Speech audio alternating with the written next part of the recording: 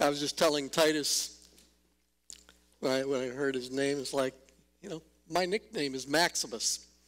Back home in our house church, my close friend Al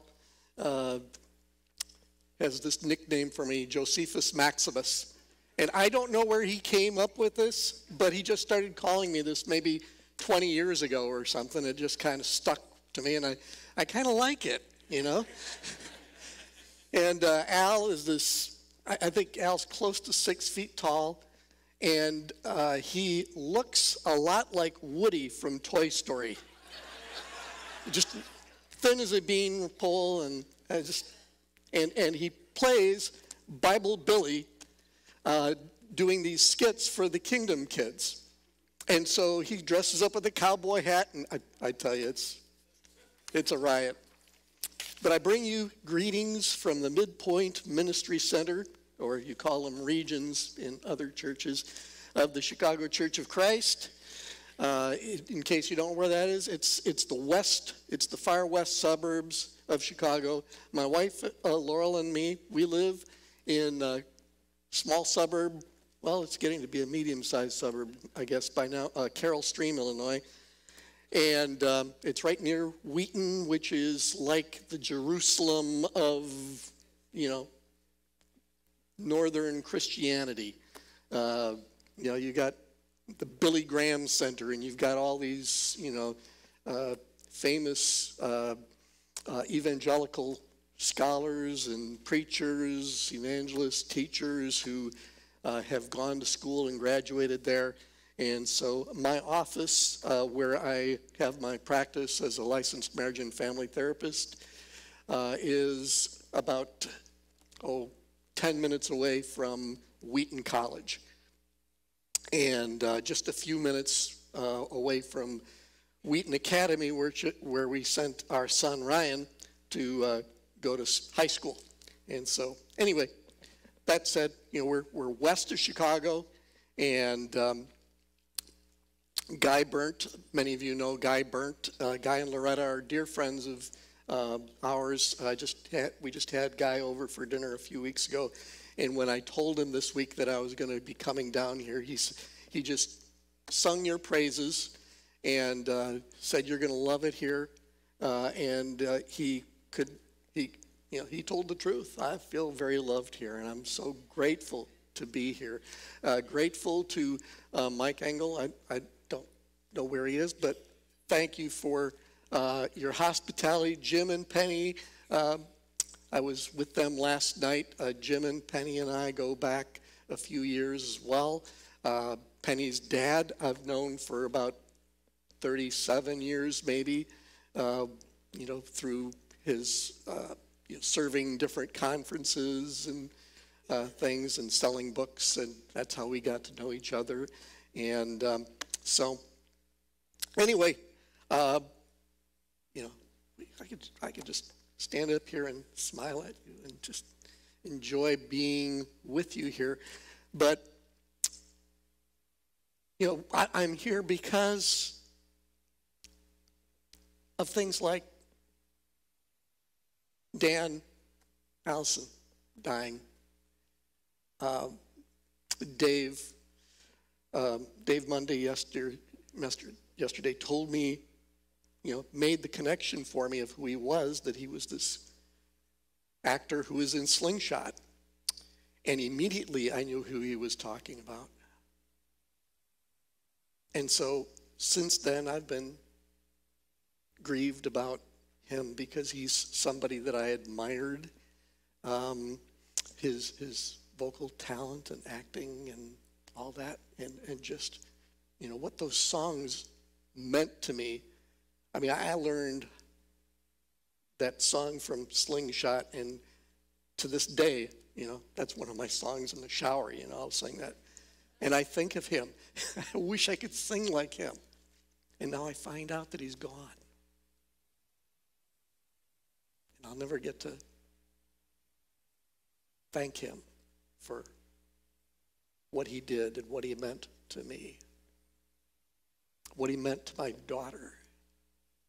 One of the last gifts that I received from my daughter was a copy of the remake of Slingshot. And it's just anyway. And so repeatedly through this weekend, my heart is moved, as I know yours is, by what you've been through. And so, in talking to Matt and getting instructions and kind of, ideas on what to do here today, I've done some brief teaching this weekend and just kind of putting up guidelines on how to deal with grief and loss to different groups, and talked and listened to a lot of people. And this morning, though, I really want to bring this to the Bible. We're going to start off with kind of I want to set things up in terms of what I'm going to be sharing about how we deal with grief and how we deal with loss in our lives. And just what this has to do with us as the church. And so I thought we'd start by reading the Bible from Genesis to Revelation together. I'll just read and you listen.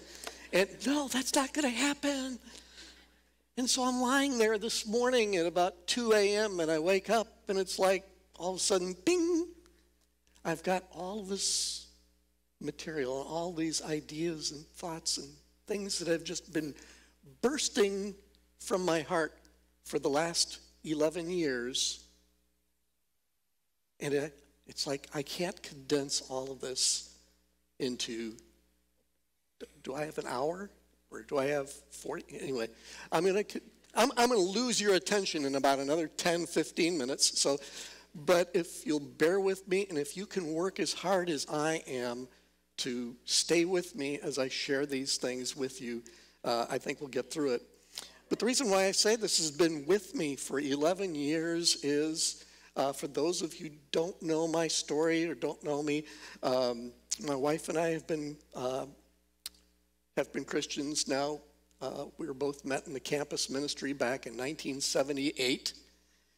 And she was the first student baptized in the campus ministry that was started by Jeff Hill at Indiana University back in 1978. And I was baptized about a month later in Charleston, Illinois.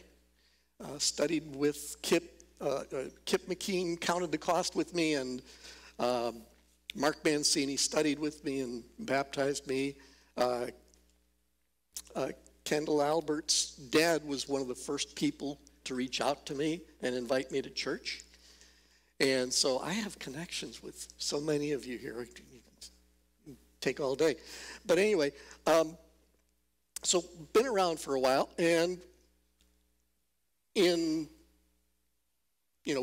my wife and I, we met at church back home in the Chicago area, and we're married there.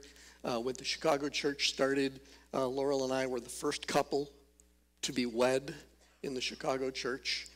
And so, we were so new that we had to plan the wedding, and we didn't even know where the church was going to be meeting. So we ended up, the church that we met at hosted and let Roger Lamb do the ceremony. And so it was really cool. But we've been in the Chicago area all our married life, it'll be 37 years in August. And we have 2 children.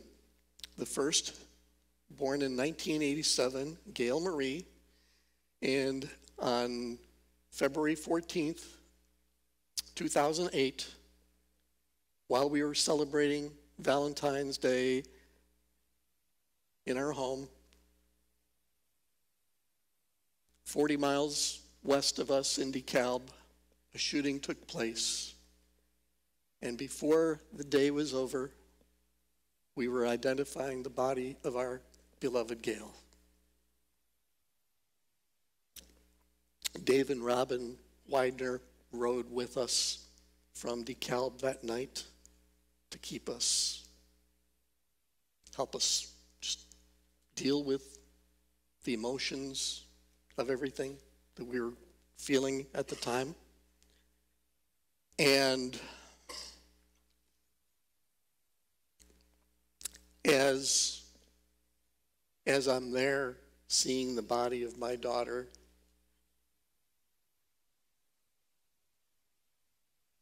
I was thinking, God, you could have protected her, you could have saved her, you could have, why Gail? And through my tears and through just all my sobbing and everything, as I'm thinking about this and asking God, it was as if I could hear him say, do you trust me? You see, so many of us, we live in a world where we think that somehow God owes us to take the pain away and to save us from and protect us from the suffering that the rest of the world endures every day.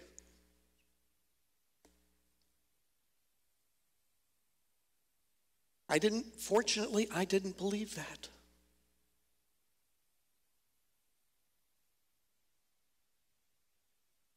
That's where, when we think that and when we believe that and when we think that somehow we are exempt from suffering, that's when Satan comes in there and leads us to bitterness, disappointment, turning away from him. Or for many of us, as we have unresolved grief in our lives, it just becomes harder and harder to really trust God fully.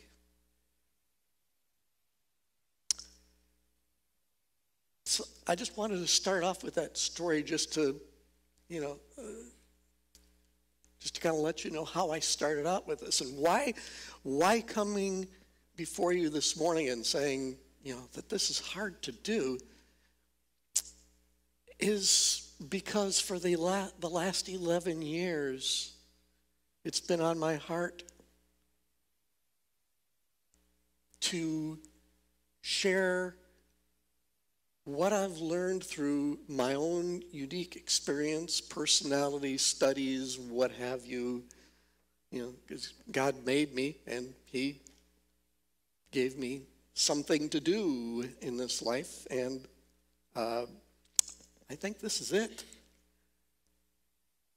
Because I see people hurting all the time.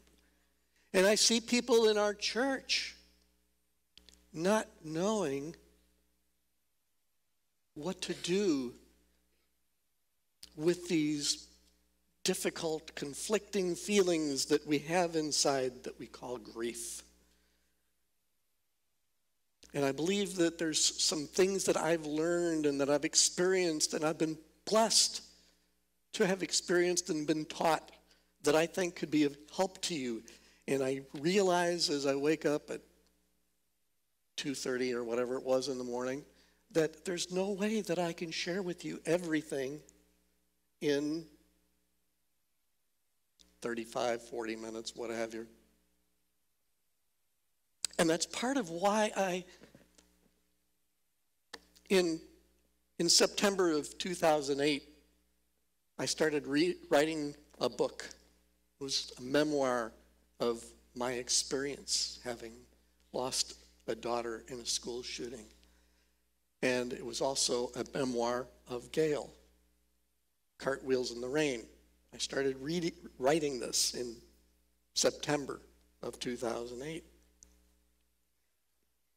And when I was finished, I had a manuscript which I sent to Sheila Jones that would have been a book about 350, 400 pages long. And it was really because I was just exploding with all these ideas. Part of me wanted to just let you know about my daughter and, because of the inspiration that she had given to so many people over the brief time that she was alive.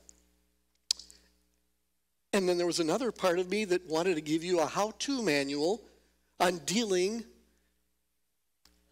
with what the world calls critical incidents, such as what we experienced here in Nashville in the last week with Cameron's death, and with many other, situations like this, where it's like sudden, traumatic, tragic, unexpected loss occurs. And I feel like with all the school shootings that have, and workplace and public shootings that that the world needs some ideas on how to deal with it. Something beyond, well, we've got to fight for gun control. We need more gun control. Yes, we need to do something. It might be helpful to do something to be, if we could be able to identify the shooters before they become the shooters and so on and so forth. I don't, deny that, and I support and I encourage and I respect and appreciate the efforts of so many people in that realm. But what about the people, what about the families who've lost a loved one? What about the grief? Passing gun control is not going to bring your loved one back, nor is it going to heal your broken heart. And that's where I'm really wanting to do. And so I had all these different ideas about what I was passionate about and wanted to write about. And for those of you who have read the book, this is not about gun control. And it's not a how-to manual on how to deal with these crises in your life. And so for the last, ever since I finished writing that book, I've been trying to figure out, okay, what would it look like to write this? And so the reason why I haven't done it yet is I've just discovered it's not easy, because everyone's experience is different.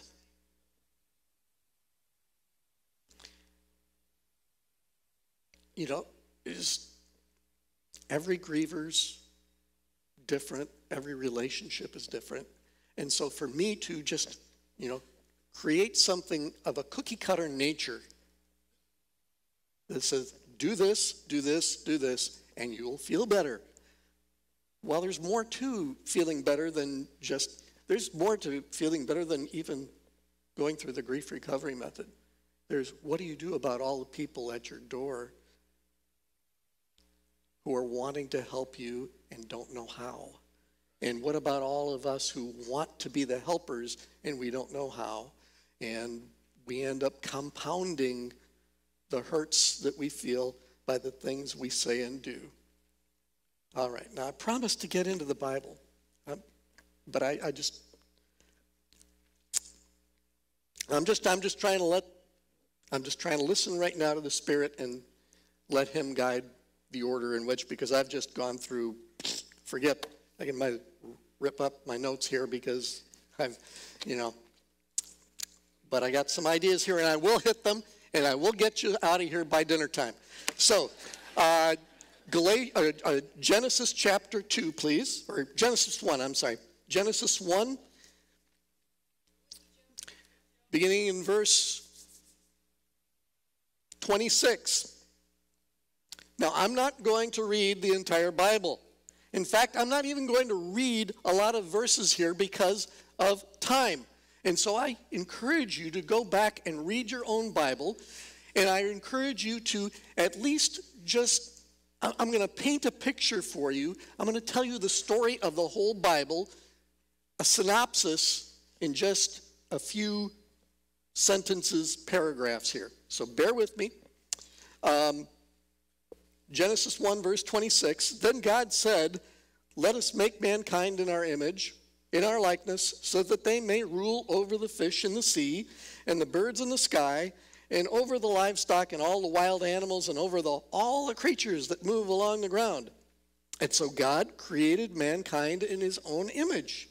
In the image of God, he created them. Male and female, he created them. God blessed them and said to them, "Be fruitful and increase in number, fill the earth and subdue it.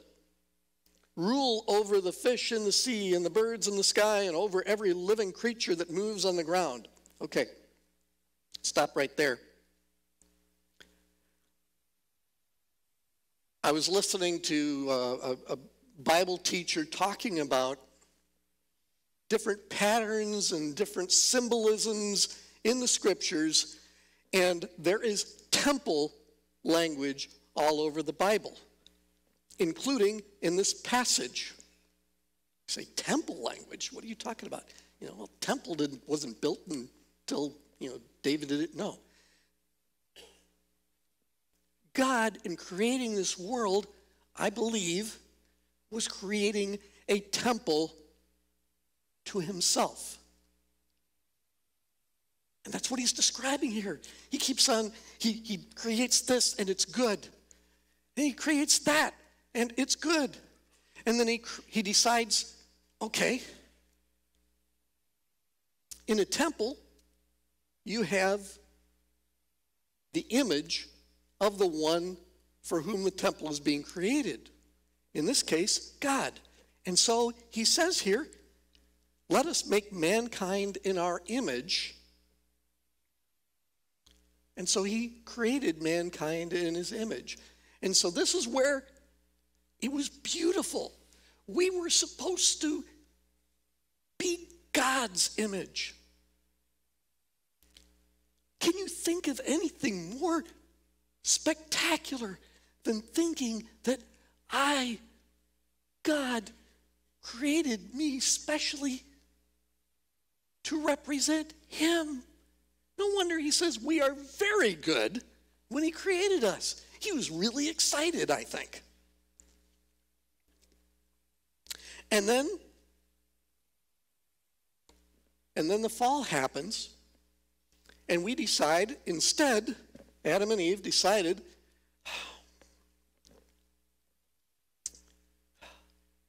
we're going to start creating things in our image.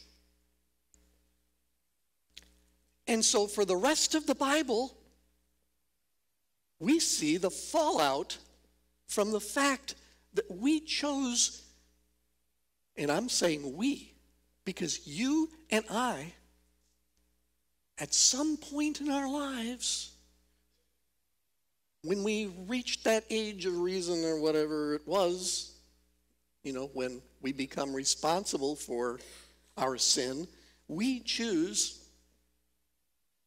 to do it my way. Yeah. And that's when the wheels fall off the cart for all of us. And then, I never even looked at my watch when I started this thing, so, there's a clock up there. I didn't even notice that either. My wife says I don't notice anything unless it's food on my plate. So anyway, now I see the food on the plate. Okay, it's 11:20. I've got 40 minutes, so I think that takes us to what, about noon or 10 after 12? That's 40 minutes from now. Okay, just kidding. I'll probably pass out before that. But so anyway. And so the wheels have fallen off the cart, and we, and Adam and Eve and all of us have chosen to do something else. And God had a plan. So God chooses Israel to be his image bearer, his people belonging to him. They're not supposed to make any graven images or anything that would point back to humankind or any animal or anything created. He makes this covenant with them but they failed miserably, repeatedly. And what we see throughout the Old Testament, see, I'm going fast here. Throughout the Old Testament, the whole prophetic narrative and story is of cataclysmic, repeated rebellion and failure on our part to be the people of God. And we thought, well, that was the Israelites. Well, guess what? We're going to see something in the New Testament that we're not going to be too proud of either. And so they imitated the practices of people around them. They worshiped their gods. They rebelled and said and thought that they'd be okay because after all, we're Israel. We're God's people. And the prophets tried to reform Israel, and finally, in the days of Jeremiah and some of the latter prophets, realized that no, you are no longer God's people. The prophets started saying, you were my people, you are no longer my people. And so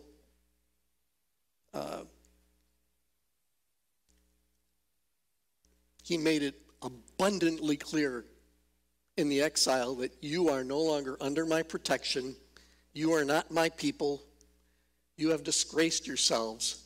And yet, if you want to start stepping on the Israelites and the Jews and whatnot and go anti-Semitic on me, forget it. I have so much respect for the people who were exiled because guess what? Even though they recognized that they sinned, they still had hope. They still held tenaciously to this idea that God is going to redeem us. He promised that one day his king would sit on David's throne. And so we fast forward, they're restored to Jerusalem and they rebuild the temple again, but it never gets the glory that it used to have. Remember the different scenes where, they consecrated the temple and the presence of God filled the temple with smoke and fire. Never happened. And that's why we read in some of the Psalms that the people wept because it wasn't happening. And so what's going to happen next? And they waited hundreds of years until one day this firebrand named John comes on the scene and starts saying, repent, for the kingdom of heaven is near. And he starts baptizing people and doing all these things that start getting a few people excited, people who were hoping for the Messiah.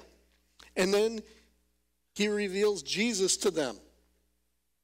And then he's put in prison, and we read turn with me to Matthew chapter 4.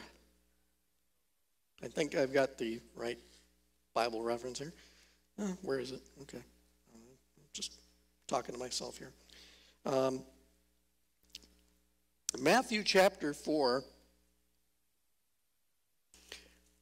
beginning verse 12. When Jesus heard that John had been put in prison, he withdrew to Galilee. Leaving Nazareth, he went and lived in Capernaum, which was by the lake in the area of Zebulun and Naphtali, yada, yada, yada. Okay. From that time on, Jesus began to preach, repent, for the kingdom of heaven is near, has come near, is at hand, depending on which translation you have. He starts talking about kingdom. And before it's all over, he has given us all this information about what the world is going to be like in his kingdom, what the people are going to be like. If you look at the Sermon on the Mount, it's all about what this means. How is this different? Well, we already have the law, and Jesus says, no, I'm not throwing out the law. In fact, when you're kingdom living, you're actually going to be doing better than that. He's not giving us a new law. He's telling us, he's making a new people. And in the middle of that, in the middle of the Sermon on the Mount,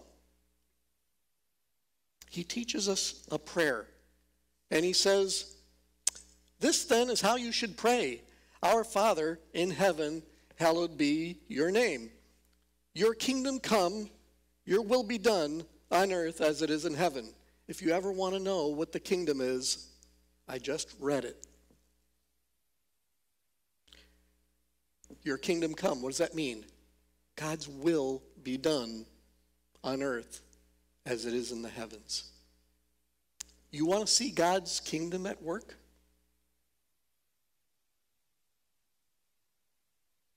When you see acts of kindness, when you partake in acts of forgiveness and apology and acceptance and gratitude, that's how things are done in heaven. The whole Bible is about God bringing his presence, which he could no longer be in fellowship. He could no longer exist in our presence because of our sin. And he tells us, if we go all the way to the end, to Revelation,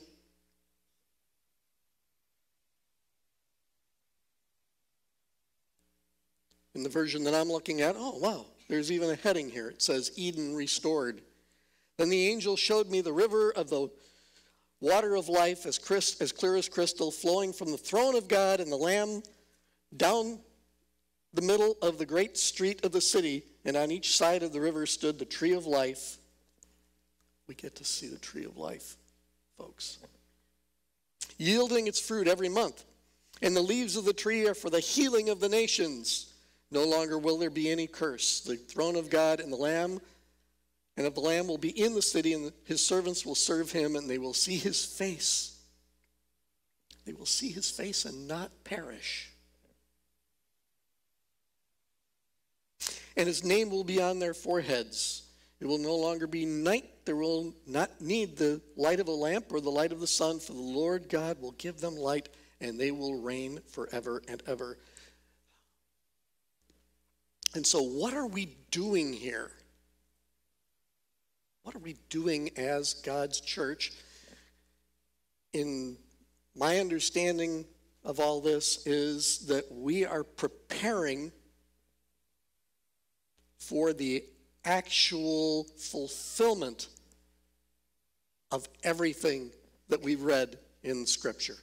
Jesus said, hey, I've come to bring this to the full. And he's doing it.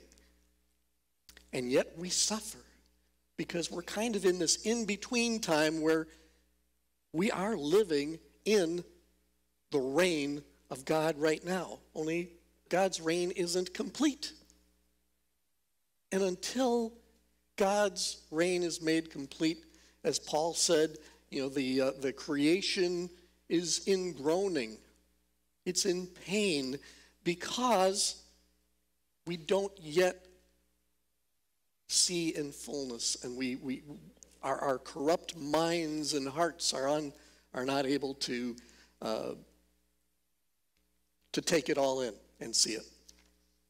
And so I just want to put, this is supposed to be about grief, and this is supposed to be about what we as a church can do to be the salt of the earth and the light in the world, the light to the world, that we, like the people of Israel, failed to do. We too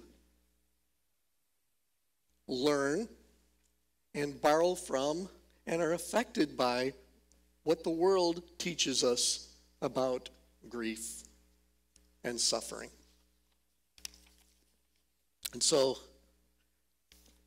I've given you the biblical context. Now I want to start talking a little bit about what this means for us and what the opportunity is for us as God's people and as human beings.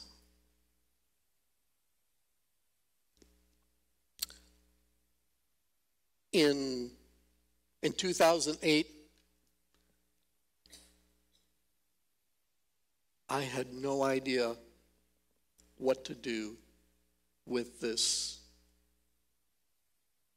steam kettle overflowing, exploding of feelings when Gail was killed. And experiencing that reminded me of other losses and things that I had endured in my life before that. Maybe for you, whenever you hear about things like Cameron and his death, or maybe somebody else, some other loss, maybe it reminds you of things that I'm still hurting about. My grandma. I think back to my dog, and still sad about my dog that I had as a child 40 years ago.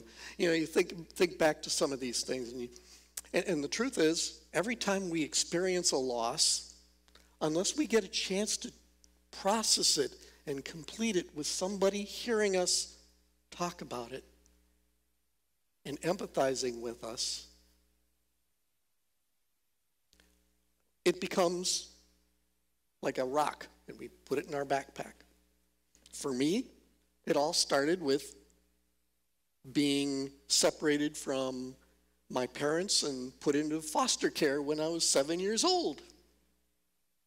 And of course, a 7-year-old, and I was kind of a runt when I was 7 years old. Not that I'm Maximus now, but I'm certainly not Titus. And so I was a little guy, and so I didn't have a big enough backpack for that. And so for years of my childhood, I was dragging around this big rock. I've seen pictures of myself from before that separation and after. Before, I was a happy, bright-eyed, smiling little child, and in pictures taken of me afterwards, I could be in a group, and I'm the little boy, the little skinny boy who's not smiling and whose eyes are just really empty. There's nobody there. Just retreated into myself. And so as I'm experiencing the loss of my daughter, it's like there's no room in my backpack for that. And I'm made, I had learned and practiced all the things that our society tells us that we should do with regard to loss.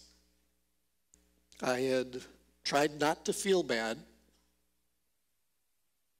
And so I figured I'm not supposed to feel this way, so I'm not going to tell anybody that I feel bad. This affects us as we're Christians too. I become a Christian in 1978, and a few days after I become a Christian, and for me, that's when the light started coming back in my eyes. One of the things I love about the church was I felt like I had family. And then here I have this new family, and one of the first things of significance that I experience is the guy who I thought was going to be my prayer partner. That's what we called disciplers back in the day. My prayer partner that I thought was going to be tells me he doesn't have room for me in his schedule. He's already discipling 4 or 5 other people, trying to finish his final exams and prepare to go out and be a campus minister. And so he says, sorry, Joe, but I'm going to assign you to this other person. And this other person was about 6'4", and intimidated me to death. And I was already introverted, scared to talk to people, and we never connected. And do you know something? Did I ever tell that person, that prayer partner that, that hurt me and that I felt abandoned and rejected and like I wasn't good enough to be part of his team? What's your guess? That's right. Nope. Oh, there's that rock. Put it in the pack with the rest of them. Do you think it was easier for me to trust other prayer partners and disciplers after that? After a while, I just became so jaded. Oh, I'm like, we're moving. Not going to be your prayer partner or discipler anymore. He says, oh, okay, bye. I'm not exaggerating. I think that might be why it's hard for me to stay in touch with people who leave and move, whereas other friends of mine, they stay in touch with people for years. And so here I was. Don't feel bad. Stuff your feelings. Grieve alone. Be strong for others. My mom eventually got custody of me again and raised me. She was a single mom in Chicago, making $300 a month. And she wasn't all mentally together. And so could I rely on my mom and tell her? No, I had to be strong for mom. And then when she got custody of my little sister again, I really had to be strong for mom. And so when I became a Christian, I had already formed a lot of unhealthy, unhelpful patterns in my life of how to deal with my emotions. When Gail died, that's when I remember coming to the conviction that I ain't stuffing this anymore. There's no room. There's no place, there's no room under the rug to put this one. And the result of that was that people started seeing the real Joe.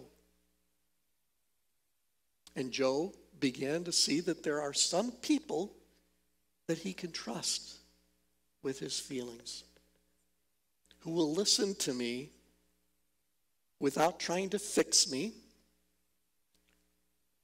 without trying to disciple me or analyze me or judge me. These people became the safe people in my life. These people became the closer friends to me than the people who had been my friend before Gail died. And so what we do, we bring all this into the church, don't we? We bring this all into the church.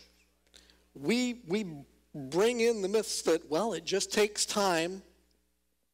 Time has nothing to do with it other than it passes. Grieve alone? Really? When you're really grieving and when you're really hurting in your life, would you rather be isolated and feel even more alone? Or would you really like somebody to be there with you, to hold you and hug you, let you know that you're not alone? And I've been there too. When we don't deal with our feelings right, when we don't deal with them directly, unhealthy things happen to us. We start replacing our feelings with food. Question for you is, what do you do to not feel what you feel when you don't like what you feel? Do you eat? Do you turn to the wine or liquor cabinet? Drugs? TV, movies, books, video games, isolating yourself, shopping, retail therapy.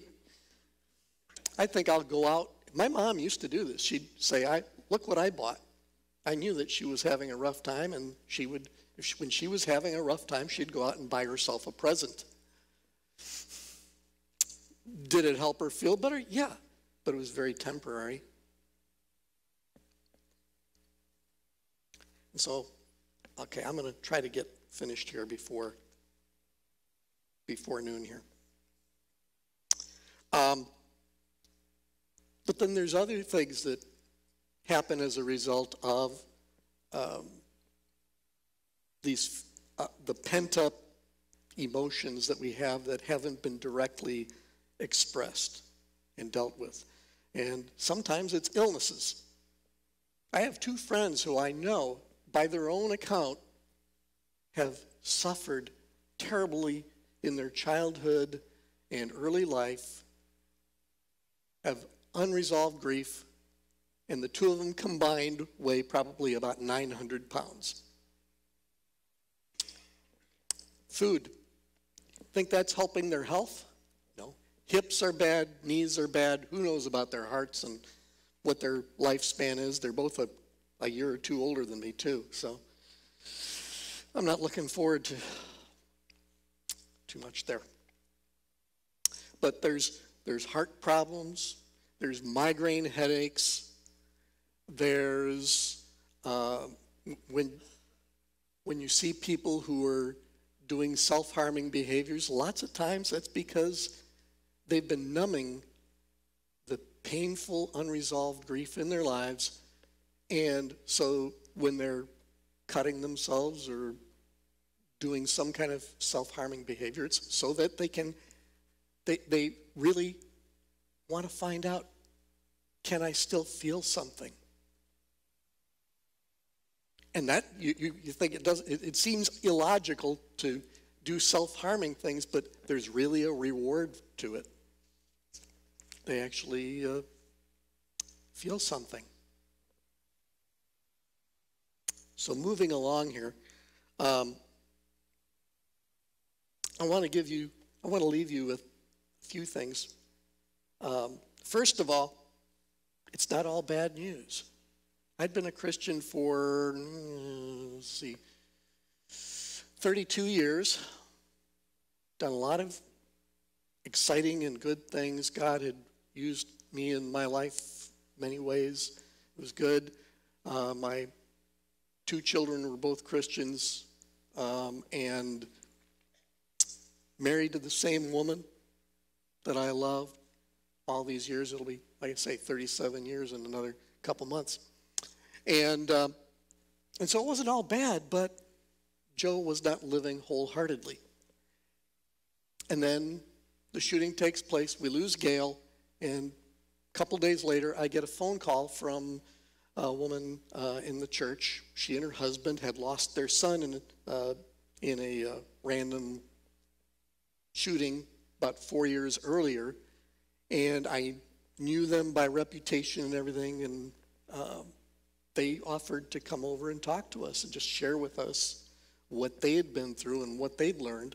And so Stan and Jazzy came over one winter's night and shared with us about what it was like when Brandon died and how awful it was, and how they went to counselors and compassionate friends and other support groups, and it wasn't helping. And then someone told them about a grief recovery method support group. What's that? And so they attended the group, and when it was over, it had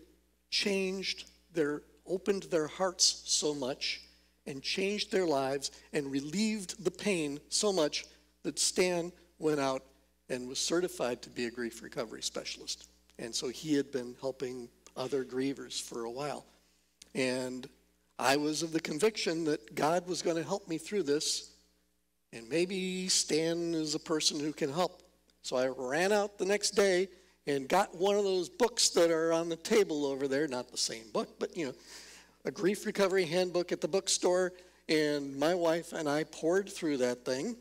I was pushing or pulling her along with me, and we went through it, and after 3 months of going through the grief recovery handbook and doing everything in there that it says, we were able to move on beyond the loss of Gail, feeling complete with her, no longer having all the unfinished business in our lives and in our hearts. We had been able to process and deal with all of the things that we wish that we could have said or done differently with her, but never got a chance to say or do. And to just kind of fast forward here, because of that, my life and my heart have been opened in a way that just didn't happen before. You know, people come up to me and they're expecting, oh, here's a bereaved parent and he must be sad the rest of his life and must be awful. And, well, I'm a Christian. And so I could try to please them and say, yeah, and I could try to earn their sympathy, you know what I'm saying? No, I tell them the truth. I say, you know, I used to be that way, but I found some things that one can do that I was able to after doing them, I was able to let go of the pain and the heartache and the loneliness and the loss and the sense that I can't trust God anymore or whatever. I realized that, no, I can do these things. And I can talk about Gail without any discomfort or anything. Doesn't mean I'm never sad or I don't think of it. Of course not. Good grief, there are times when, you know, it would be nice to be, you know, remember that, you know, what it was to be sad. And I do. I am sad that she's not here with me. I could be standing up here leading singing and she'd be in the second row and I'd look over her and we'd make eye contact and she would stick her tongue out at me like she used to and try to get me to laugh and throw me off with clapping or whatever. And I miss that. And I want all of you, my desire, my heart's desire, and I believe that it's God's desire, is one way that we can be light to the world. We could be that light on the hill, that we could stand up, as Brother talked about earlier. You know, people should see that we're different. People should see that we're different in our mourning too. That we're not doing things like the world does, but that we're loving each other, listening to each other, making room for empathy. I understand there was a teacher or workshop recently on empathy. We all need to be listened to, judged, heard, or, you know, listened to with dignity and respect, without judgment, criticism, all those things. So, in closing, let me just give you a few practicals, some guidelines for understanding grief. Grief is a normal, natural reaction to losses of many kinds. There's over 40 different life events that can bring about the feelings that we call grief. Every one of us is going to experience it differently. It's almost universal. People that I talk to will say the thing that they hate to hear the most is when somebody says, I know how you feel. Proverbs 14:10 says, oh, no, you don't. And there was a brother who used to say that, who said that to me one time. And after that, when I would see him coming in the fellowship, I would go the other way because I didn't want to punch him out.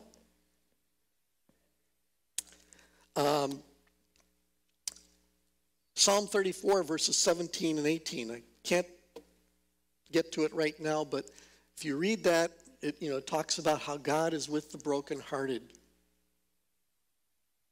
And boy, when the losses in my life occurred, I did not feel God's presence. And so it's like, oh, well, maybe that's not true. How about God is present, but I'm so numbing and so distracted that I don't see him? That verse is true. It doesn't depend on our feelings. It doesn't depend on our belief. But David leaves it in there so that those of us, if we're willing to believe it, will be encouraged to know that God is with us. So, what don't you say to someone when they're grieving?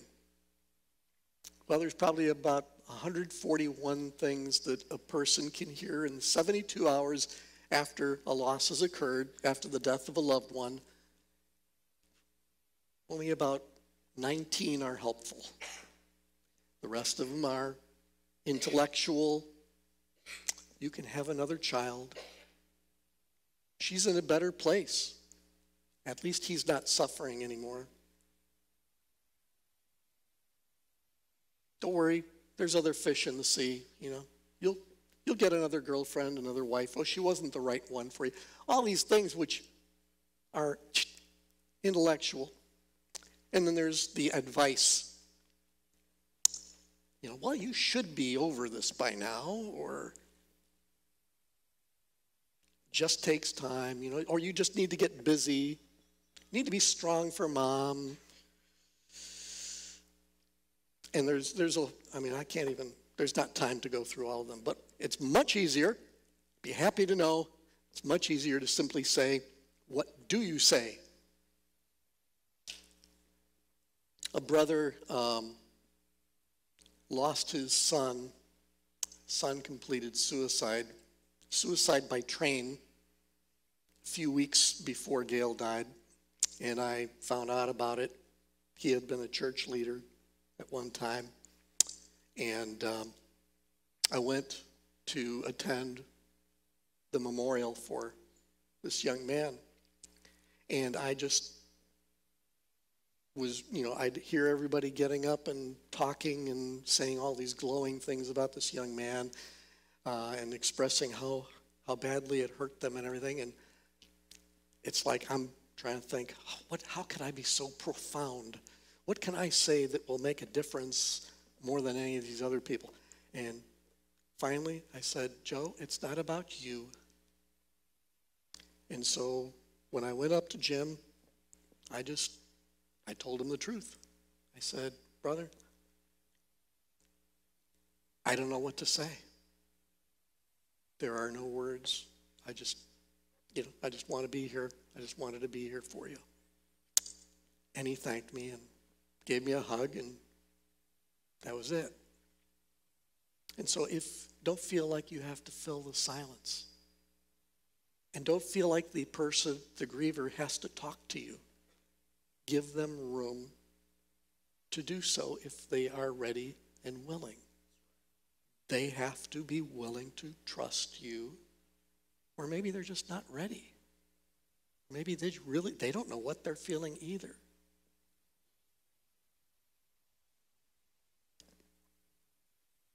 Another thing is you could say, I can't imagine what this is like for you. And you leave it there. You say it in such a way that they understand that you're leaving room. It's kind of a question. Tell me, what is it like for you? And by saying, I can't imagine, you're just opening up the whole universe for them of freedom to express what's on their hearts. So just those two phrases, and if you say, I'm sorry for your loss, you might get it thrown back at you saying, why are you sorry? What are you sorry about? You didn't know it, or you didn't do anything. So that's kind of, that's one of those gray areas. A better thing to say is simply, if it's true for you, say, I'm sorry to hear of your loss. Or if you're sad, you could say, I'm sad about your loss. But don't presuppose that it's really painful for somebody, that they're in a lot of pain, because how do you know that the person wasn't an abuser to them? It might have been a father, a mother, but how do you know that that person didn't abuse them as a child? And they may be wrestling with the conflicting feelings of, yes, that was my parent, but they never loved me. They never protected me. And so by presupposing, oh, that must be sad for you, then you're setting an expectation that there is a way that they should be feeling, and then they have to try to live up to that expectations, or they shut up and they move on till they find somebody that they can be honest with. And so it's better to say, I can't imagine that was like for you. Can you tell me what happened? How did you find out?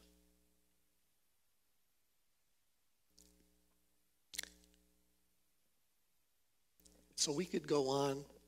All right, I didn't make the noon deadline. Sorry. But I hope that in this that there's been some nugget, because in some ways, some of you may be feeling like I just shot you with a fire hose, and I apologize if that's the way you're feeling. But I'm hoping that through the stories that I told, that something will stick with you that will make a difference in your life. And I do hope that as I and so many other people in our fellowship of churches who've been through a grief recovery method support group, or worked one-on-one individually with a grief recovery specialist, that you will try it out, that you will reach out to somebody. If you need contact information for somebody in Nashville or somewhere in our movement, if that makes you feel more comfortable working with somebody in our fellowship, I know a good number of brothers and sisters who do it remotely as well. So thank you again, Matt, for having me come out, and God bless you.